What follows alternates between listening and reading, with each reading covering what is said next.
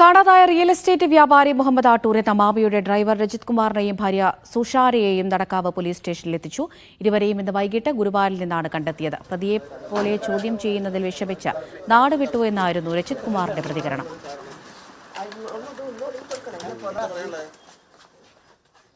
സലാം മുഹമ്മദ് വിവരങ്ങൾ നൽകാനായി ചേരുന്നുണ്ട്. സലാം, വൈകിട്ടാണ് ഗുരുവായൂരിൽ നിന്ന് ഇരുവരെയും കണ്ടെത്തിയത്. നടക്കാവ് സ്റ്റേഷനിലേക്ക് എത്തിച്ചോ?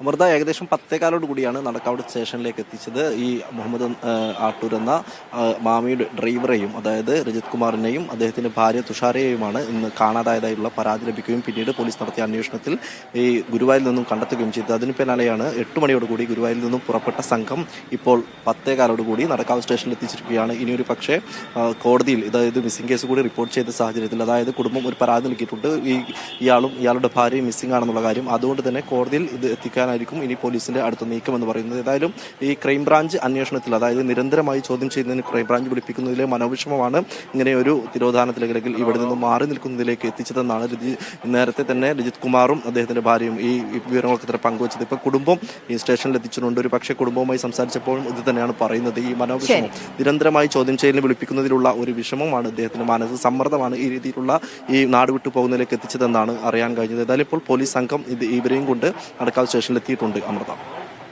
സലാം മുഹമ്മദാണ് വിവരങ്ങൾ നൽകിയത് നടക്കാവ് സ്റ്റേഷനിൽ നിന്ന്.